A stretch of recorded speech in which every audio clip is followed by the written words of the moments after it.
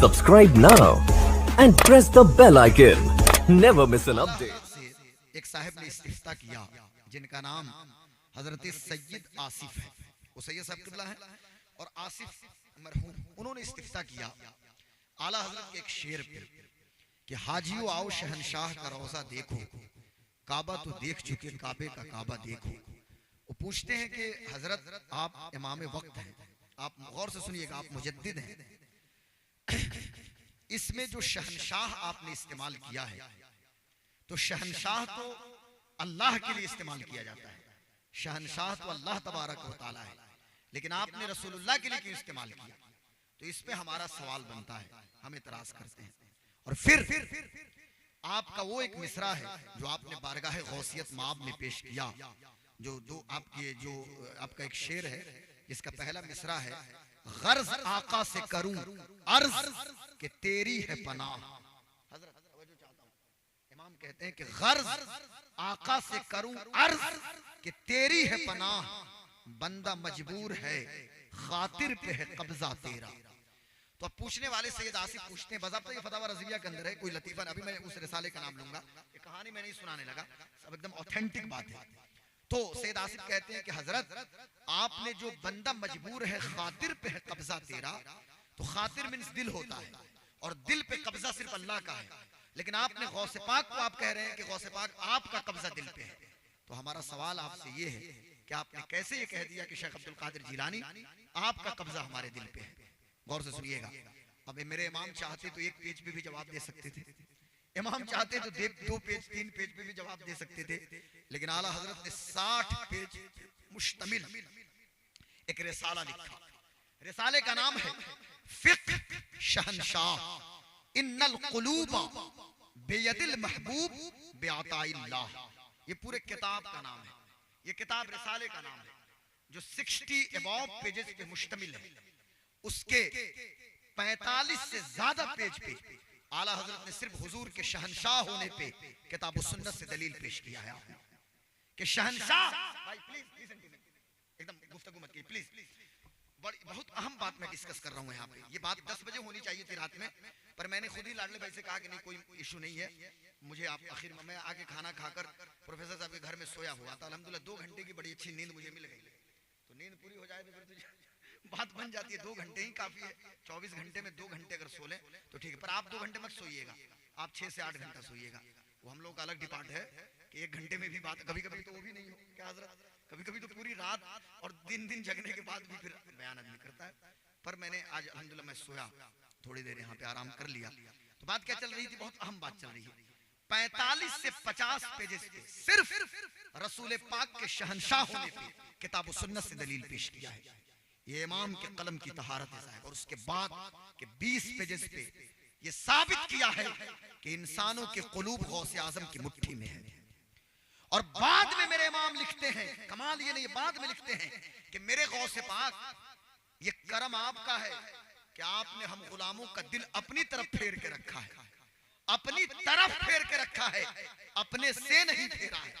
तवज्जो चाहता हूं जुमले पे, अपनी तरफ फेर के रखा है, अपने से नहीं फेरा है। कभी भी अपने से मत फेरिएगा, अपनी तरफ ही फेर के रखिएगा। अब आइए मैं आपको बताता हूं एक चीज, कैसे लोगों का दिल गौसे पाक की मुट्ठी में है, गौसे आजम की मुट्ठी में। आला हजरत इमाम अहले सुन्नत इमाम अहमद रजा खान फाजिल बरेलवी की जो बातें, उससे पहले मैं कुरान शरीफ और एक हदीस शरीफ पेश करता हूं। सूरे मरियम की वर्ष नंबर आयत नंबर 96 आयत नंबर की मैंने तिलावत की। और याद रखिएगा हमारे लिए मेन सोर्स अल्लाह की किताब कुरान है हजरत, मेन सोर्स कलामुल्लाह किताबुल्लाह, अल्लाह की किताब कुरान। और हर वक्त मैं रोजाना तकरीरों में कह रहा हूं कि अपनी जिंदगी में कुरान को अपना इमाम बनाइए, कुरान इमाम होना चाहिए, कुरान और फिर कुरान जिन पे नाजिल हुआ यानी मोहम्मदुर रसूलुल्लाह सल्लल्लाहु अलैहि वसल्लम। तो हमारे लिए तो कुरान है, रसूल पाक सल्लल्लाहु अलैहि वसल्लम की बातें काफी है।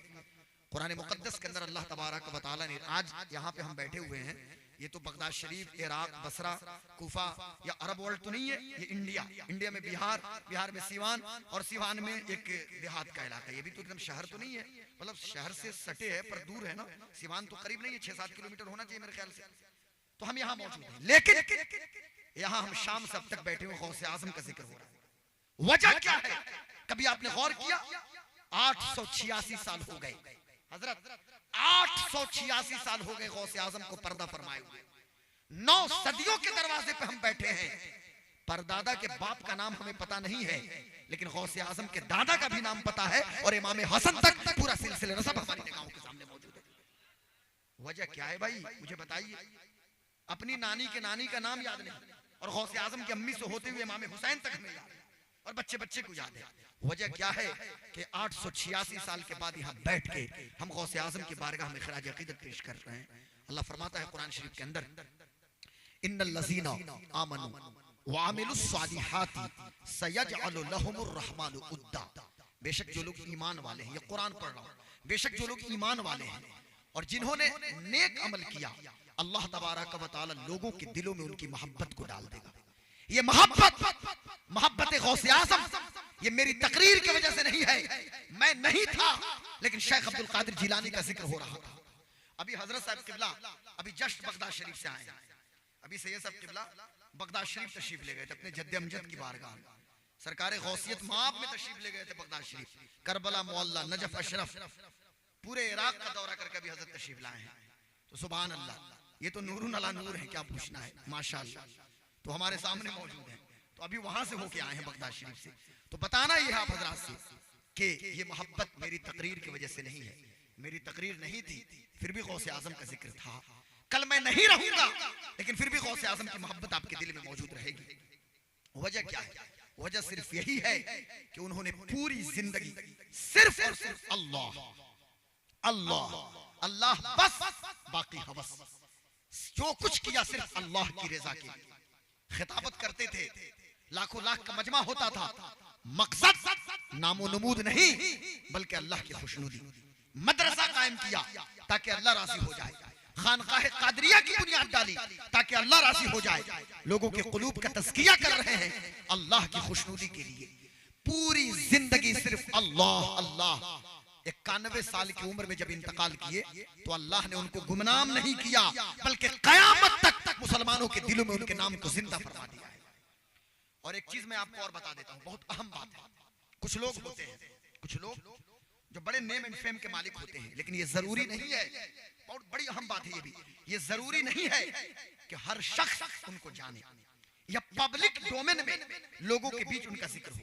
लेकिन क्या वजह है कि हिमालय की तराइयों में जाइए, नेपाल के उन इलाकों में चले जाइए, तिब्बत और भूटान के उन दुर्गम क्षेत्रों में जाइए, दूर उफ्तादा इलाकों में, एक साड़ी पहनने वाली भी औरत है ना, कि जिसको सर पे पल्लू रखने का तरीका नहीं पता, लेकिन अगर मुसलमान है तो वो भी जबान से कहती है गौसे पाक शेख अब्दुल कादिर जिलानी बड़े बड़े। आप मुझे बताइए, किसी हल चलाने वाले के पास जाके गैलीलियो का फार्मूला सुना दीजिए, न्यूटन का मोशन लॉ सुना के आइए, अल्बर्ट आइंस्टाइन का रूल ऑफ रिलेटिविटी सुना के आइए, और कहिए कि भाई दादानगर के खेत में आप काम करते हैं, आप न्यूटन को जानते हैं, आप न्यूटन के मोशन लॉ को जानते हैं, आप अल्बर्ट आइंस्टाइन को जानते हैं, आप गैलीलियो को जानते हैं, तो चाबुक से जो बैल का इलाज करता है उससे आपका इलाज कर देगा। भाई उसको क्या पता न्यूटन के बारे में, तवज्जो चाहता हूं, उसे क्या पता गैलीलियो के बारे में, उसे क्या पता अल्बर्ट आइंस्टाइन के बारे में। लेकिन सुनिए, अभी हम इंग्लैंड के कैम्ब्रिज की रिसर्च है कि शोहरत का जो मेयार है और मकबूलियत के जो दर्जे हैं, एक तो है कि अहले इल्म में कोई मकबूल हो, अहले इल्म उनको जाने, और एक मकबूलियत का मेयार ये है कि अहले इल्म भी जाने और जिनके पास इल्म ना हो वो भी उनके बारे में उनको भी इल्म हो। अब इस मामले में कैम्ब्रिज का प्रोफेसर कहता है कि इस्लामिक वर्ल्ड में मुसलमानों के नबी मुहम्मद रसूलुल्लाह के बाद अगर सबसे ज्यादा किसी का जिक्र होता है तो शेख अब्दुल कादिर जिलानी का जिक्र होता है, गौसे आजम के तज़किरा। ये बड़ी जिम्मेदारी से मैं कह रहा हूं। कौन है गौसे आजम? आलम अरवाह में गौसियत कुबरा के मनसब पे फाइज थे, और आला हजरत ने तो जो कुछ जिक्र किया है हम बयान कर दें तो हंगामा खड़ा हो जाए। क्या है गौसे पाक और क्या शान है सरकार बड़े पीर की।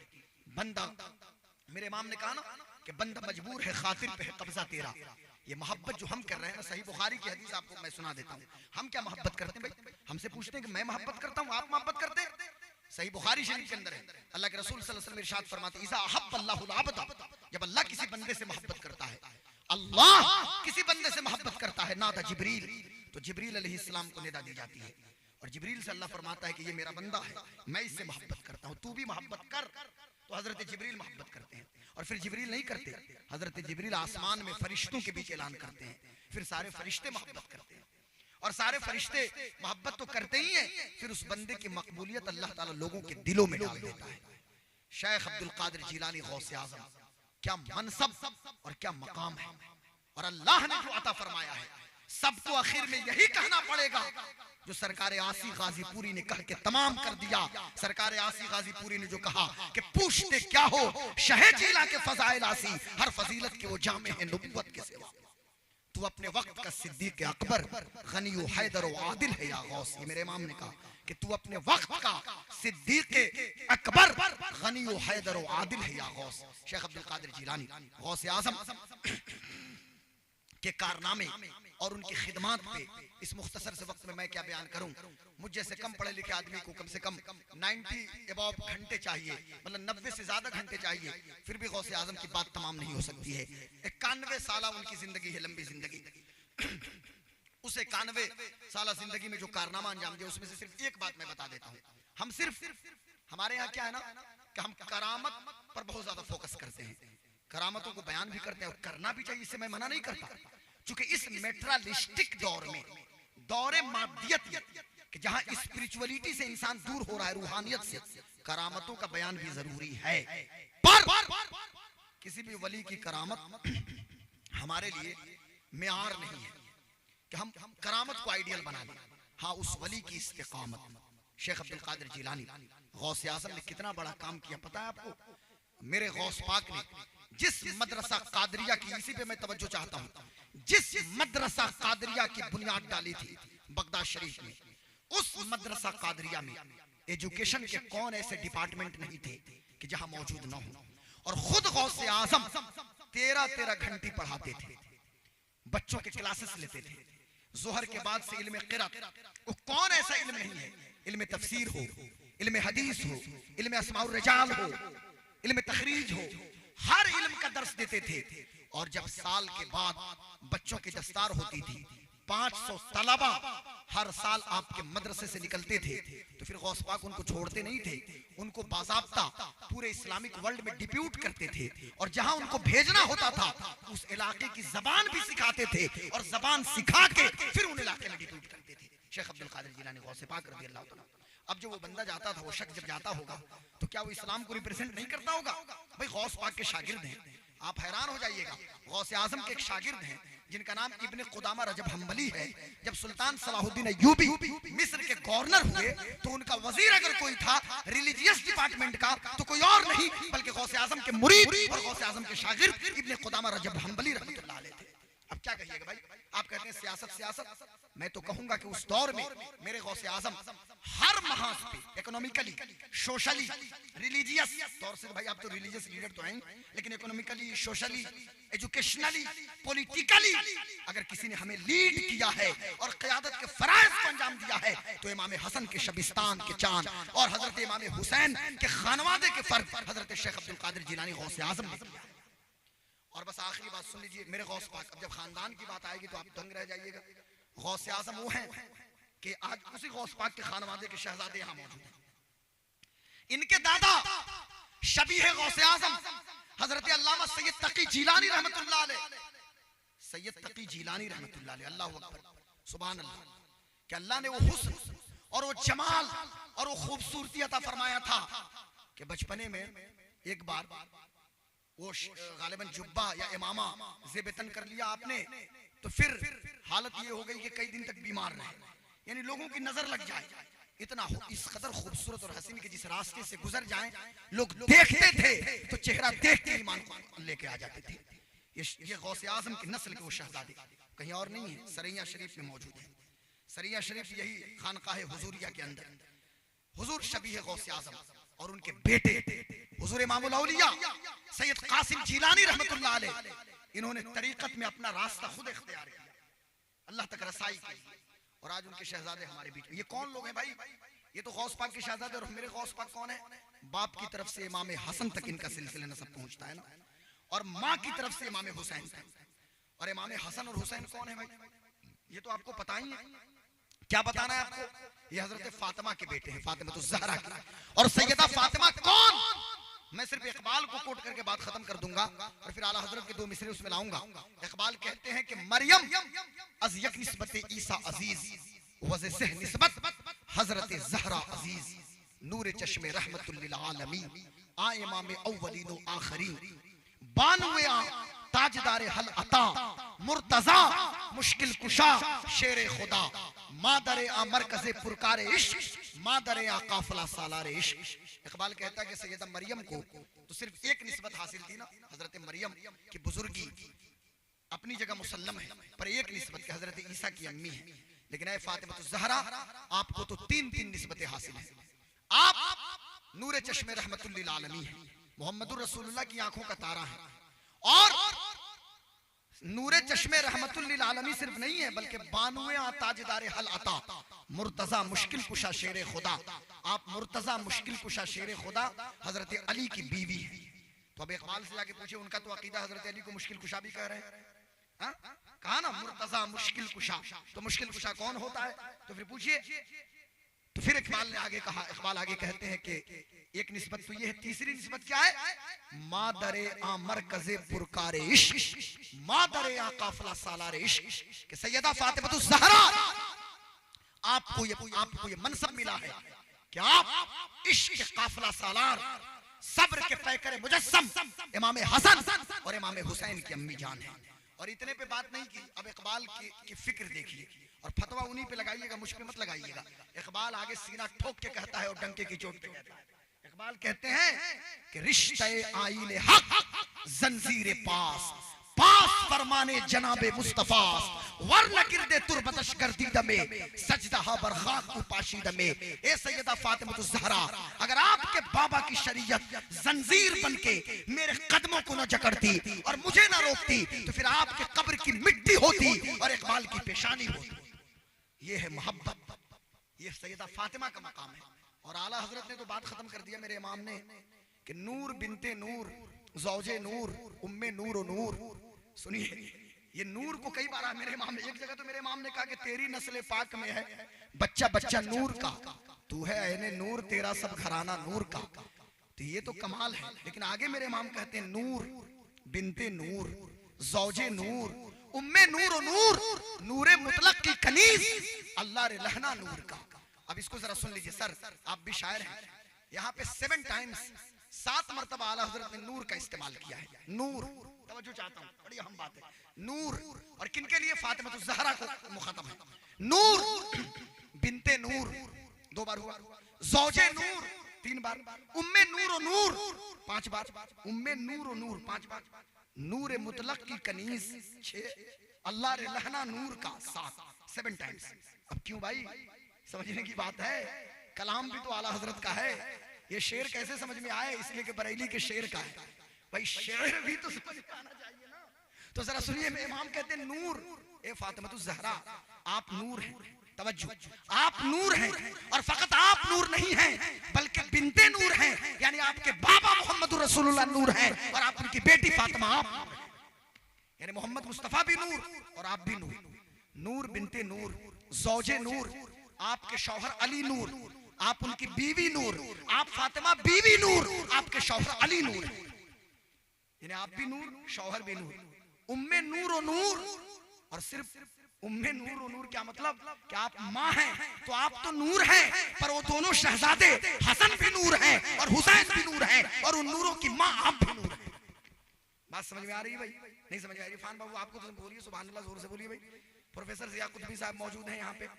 बात समझिए कितनी बड़ी बात है। नूर, सबका नाम बाई नेम तो नहीं जानता मैं, लेकिन नूर बिनते नूर ज़ौजे नूर उम्मे नूर और नूर। अब मेरे इमाम ने बात तमाम कर दी। अब जो जिसको करना है, जिसके पेट में दर्द हो होने दीजिए, बात खत्म हो जाती है। कहते हो कौन है फातिमा? इमाम ने तो बात खत्म कर दी कि फातिमा ज़हरा, क्या जानो कौन है फातिमा?